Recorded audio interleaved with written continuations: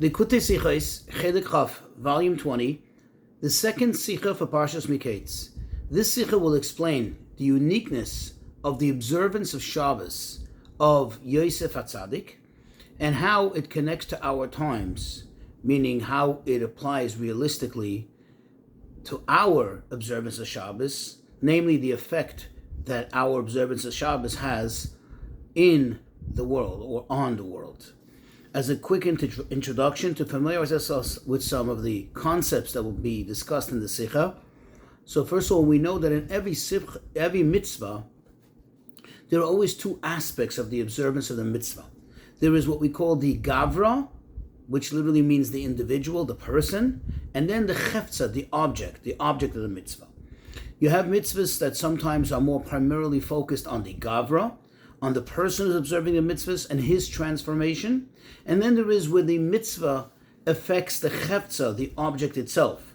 Just as a very quick and obvious example, when one does the mitzvah, for example, of writing a pair of tefillin, the chefza, the object itself, now becomes permeated with the holiness and it transforms into a holy object. It now needs to be treated as such.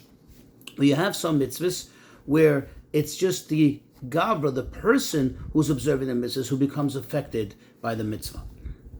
Another thing to be familiar with, in the Aseres HaDibros, in the Ten Commandments, when Hashem commands us about the observance of Shabbos, it says, in one place, it says, Zachar es Yom HaShabbos, you should remember the day of Shabbos to make it holy, while in the other time that the Ten Commandments are mentioned in the Torah, it says, Shamar es Yom HaShabbos, you should safeguard, you should keep the day of Shabbos to make it holy. So we know that they're both equal, just like you have to make sure to keep the Shabbos and not to desecrate it. So we know too that we must remember the day of Shabbos. Some of the examples of what we do to quote-unquote remember the day of Shabbos to make it holy is not only, for example, making the Kiddush in the beginning of Shabbos and the Havdalah at the end of Shabbos, but also the preparations we do for Shabbos. We do it to prepare ourselves for Shabbos, and the preparation itself, as we'll see in the Sicha, becomes somewhat of a observance of Shabbos itself. Another thing to be familiar with, we know that all the Avos, the patriarchs, and likewise their descendants, the Shvatim, they observed the entire Torah even before it was given. Meaning before Hashem formally gave us the mitzvahs, they were already privy to it and they observed all the mitzvahs. One last thing, we know that what was affected by Matan Torah, what exactly was accomplished with Hashem giving us the Torah, if, based on what I just said, we know that many were privy to it already. Am Yisrael already had an idea of the Torah. So what then changed? There was nothing new, or so it would seem. Well, the answer is, we know, as the Medrash says, that prior to Matan Torah, there was a gzera, there was a decree. Or also the word gzera means, comes from the etymology, it means there was a split, there was a divide between the Elyonim, which you can say basically is the spiritual realm, and the Tachtonim, the lower realm, the world. And they didn't mix. They couldn't mix. However, when Hashem came down on Mount Sinai and gave us the Torah formally, now he removed that split, he removed that divide, he removed that decree, and now, not only we could, but we must connect the two by virtue of the performance of the mitzvahs. Let's get into the Sicha. So when the brothers of Yosef came the second time to see him, they were invited to Yosef's house. Yosef said to the person who was appointed on his home, if you looked in chapter 43, verse 16, he says, he said to the person who's in charge of his house, prepare this meal. He says, you should go and slaughter the animals that are necessary for the meals, and v'hochein, and you should prepare. So the sages tell us in the Medrash that the word v'hochein is a euphemism for Shabbos. In other words, when it says, and you should prepare, this has a unique connection to Shabbos. How so? Because much later in the book of Shmos, the book of Exodus, in Parshas V'Shalach, where the Torah tells us the story of how Bnei Yisrael received the man from heaven, there it says, V'hoya b'yoyim hashishi, it shall be on the sixth day, meaning on Friday, v'hachinu es asher, and they shall prepare. So we see the word preparing in association with preparing for Shabbos. Says the Medrash, from here you can see explicitly that Yosef HaTzadik kept the Shabbos. Now it's understood and obvious that the Medrash is not out to tell us that only Yosef observed the Shabbos. Because as we mentioned already in the introduction, it's a fact that all the Avos and also their descendants, the Shvatim, all observed all the mitzvahs. All the mitzvahs, of course, would include the most important and primary mitzvahs, for example, Shabbos. So what exactly is this telling us? Well, what it's telling us is that although they all observe the Torah mitzvahs, but the mitzvah of Shabbos is explicitly written in association with Yosef. What does this mean? That this points out the idea that Yosef's observance of Shabbos was unique, even compared to all his brothers and to his ancestors, who also kept the Shabbos, certainly. As we said, they kept all the mitzvahs, but that Yosef stood out. There's something unique about it. There's something exclusive about it. The question is, what is it about the observance of Shabbos of Yosef that makes it so unique, makes it so exclusive? Another thing we need to understand, if you look closely, how is Yosef's Shabbos observance being presented? It seems to be in a roundabout manner. It's not saying directly he observed Shabbos, but it's saying is that since he prepared the food before Shabbos, it's obvious that he didn't prepare the food on Shabbos. He would not have the person in charge of his home prepare the food on Shabbos. And since he explicitly told him to prepare it before Shabbos, this is proof that he prepared before Shabbos, so he didn't work on Shabbos, he only worked on Friday. Why couldn't it have just been in a more direct manner?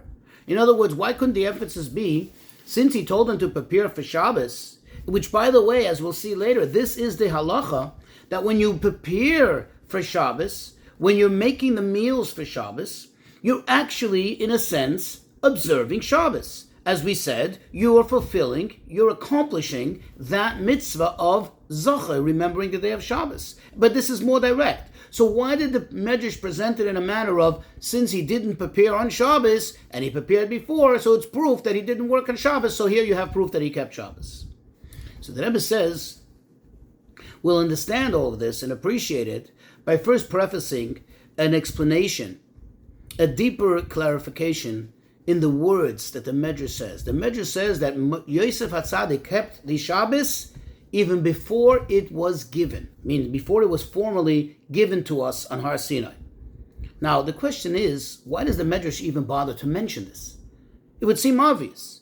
Saying that Yosef HaTzadik observed Shabbos, everybody knows that the Torah had not yet been given. We haven't yet reached Parshas Yisro, where it describes the giving of the Torah. The Jews have not even been in Egypt yet. So it's obvious. So why would the Medrash make this emphasis of saying even before it was given? Says the Rebbe, the answer lies in the word given. You see, when does the word given apply? Meaning it was or was not yet given.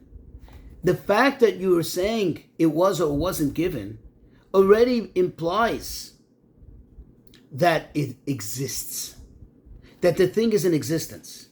You see, because something that doesn't exist, it's not a matter of it having been given to you or not, that you have access to it or not. It doesn't exist.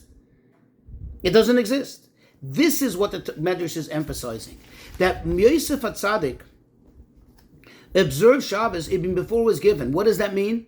That the concept of Shabbos, the idea of Shabbos, already existed. It's here in existence. It's just that it wasn't yet formally given. What does this mean?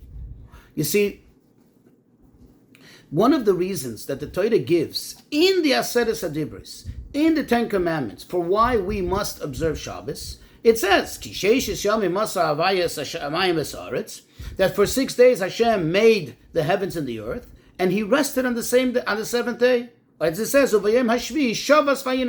he rested and he had total rest. He ceased from work and he had total rest.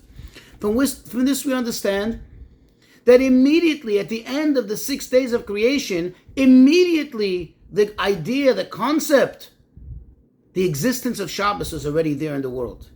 And as he already says in Chumash Bereshis, right in the beginning, Right there in the beginning, it says, "Vayechulu hashamayim v'aretz," that now Hashem completed the heavens and the earth. Vayechal elikim Hashem. Hashem ceased from working. Vayishbais, and He rested. So the idea of Shabbos already existed. It's just that the actual commandment to Bnei Yisrael, meaning the formal commandment that they need to observe the Shabbos, was quote unquote not yet given, not yet delivered. Now we'll appreciate why Shabbos is different than all the other mitzvahs.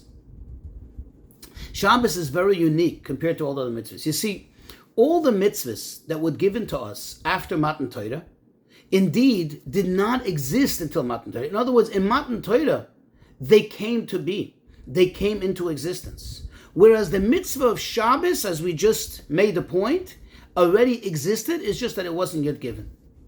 And therefore, when they observed those mitzvahs, meaning the Avos and the Shvatim, when they observed the mitzvahs, they did not have the cheftza of the mitzvah. They didn't have the object of the mitzvah. Why? There was no effect in the world because it didn't exist in the world. It wasn't in this realm. It wasn't here. And they didn't have the power to make it happen. It's just that the person who observed the mitzvah, in this case, the Avos and the Shvatim, this affected their gavra. This elevated them spiritually, the person who observed the mitzvah, but the mitzvah itself had no effect in the world. But Shabbos, however, because it already exists in the world, therefore, there was perhaps some possibility of actually having the effect of Shabbos in the world, albeit in time, not in space, but in time. And now we have clarity in this expression of what the Medrash says before it was given. The idea of Shabbos, meaning to rest from work, to cease from work and to rest, already existed before. And therefore, when it was given by Sinai, the Torah was given, so the idea, the concept of Shabbos remained the same concept. It's just that now it was released to our access. That until then, it was in the realm of the Creator, so to speak. We didn't have access to it.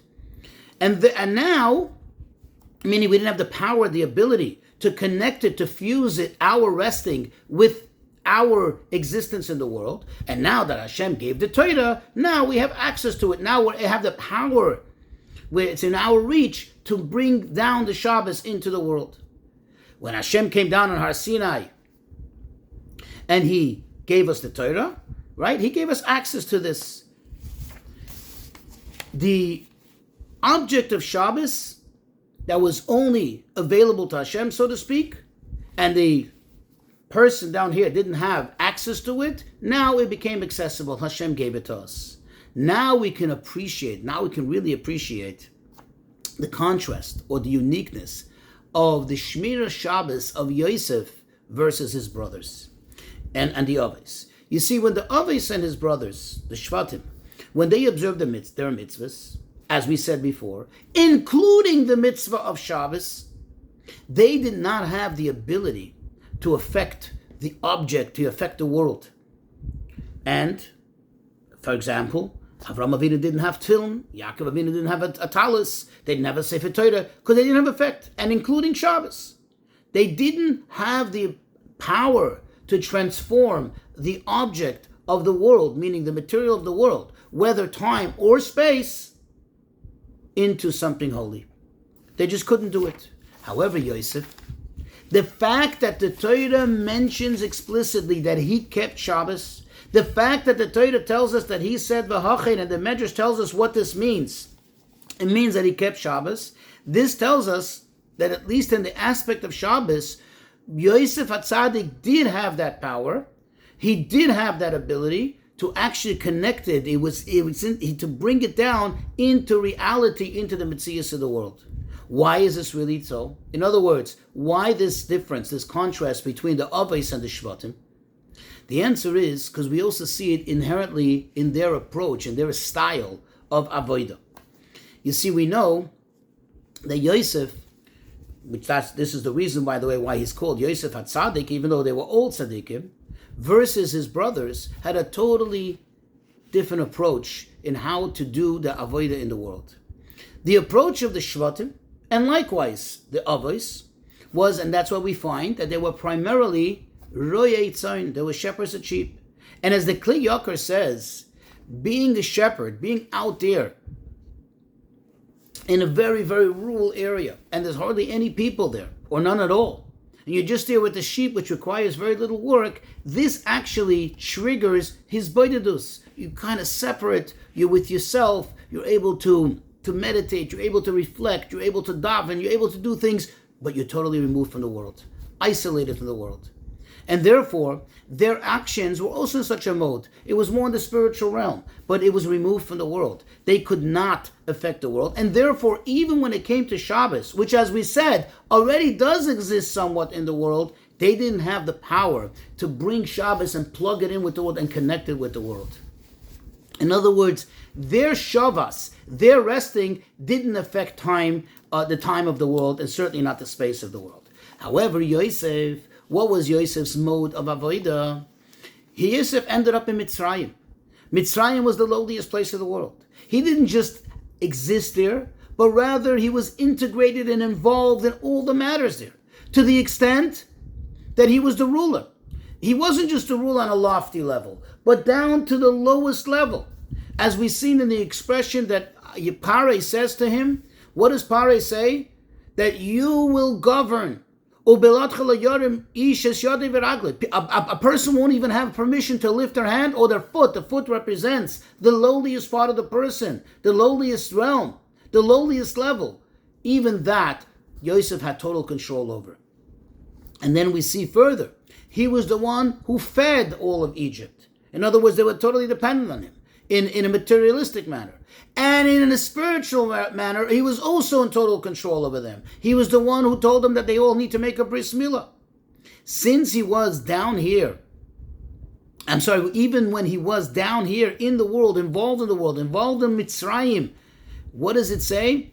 Vayehi Hashem es Yosef. That Hashem was with Yosef. In other words, he didn't have to remove himself from the world to be with Hashem, and that Hashem should be with him. But even, or maybe especially because he was involved in the world, because of his style of avodah, Hashem was him there. In other words, what does that mean? He had the power to inject godliness even into worldly matters. Okay? Similar to what we have, what was given to us post Matan Torah.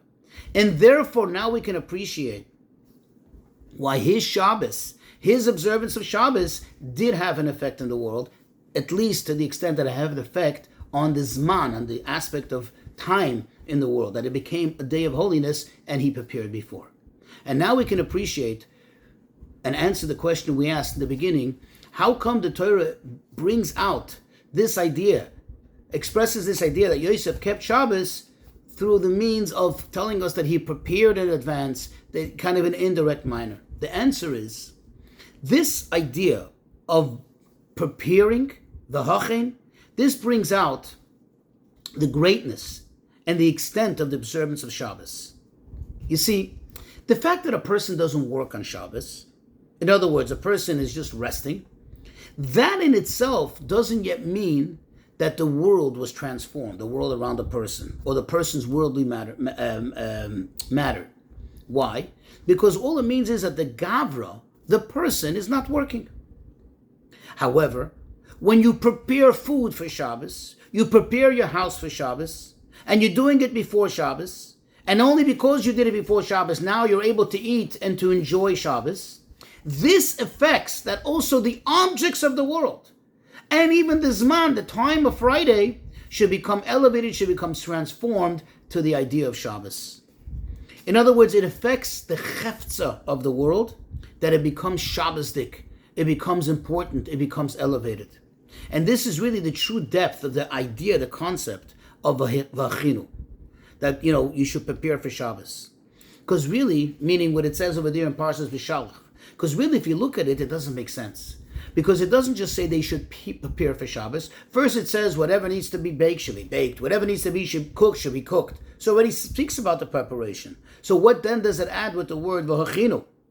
So we know the Gemara tells us, and this is halacha, that it's not enough to just cook and bake for Shabbos. In other words, happen to prepare food, which you're going to happen to eat on Shabbos. But rather, it has to be done in a manner of v'hachinu, and you should prepare it. Meaning, you have to explicitly designate it for Shabbos. And that's why many have the custom to actually say, this is being made, l'kavod Shabbos Kodesh. That this is for Shabbos. What does the v'hachinu do? That the preparing it, not just happen to be making it on Friday because you're not allowed to cook on Shabbos, but making it for Shabbos, what it does is, it takes this food that you're preparing for this meal, and it becomes a Shabbos-dik meal. It already becomes a Shabbos-dik, it becomes a Suda Shabbos even before Shabbos began. And therefore the Torah hints to us, the Torah reveals to us the observance of Shabbos of Yosef HaTzadik in this word V'hachim, because there's a parallel. What did Yosef do? Yosef transformed the day of Shabbos, not just spiritually, but as we said, also the chefts of the day. He did have the power, unlike the other Shvatim had. He was able to transform something that wasn't yet available to be transformed or wasn't accessible for all, and he was able to take that and turn it into Shabbos. And likewise, what we are able to do. Our v'hachinu, we take food that happens to be cooked on Friday and we turn it into a Seudah Shabbos. We make it into something holy, something lofty.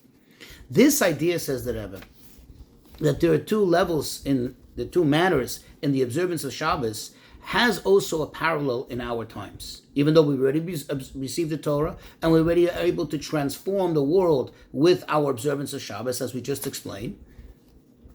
You see, there is the aspect of Shabbos which we are explicitly and directly, meaning overtly, commanded to do. The things that you're not allowed to do, the things that you're allowed to do, the things that you must do.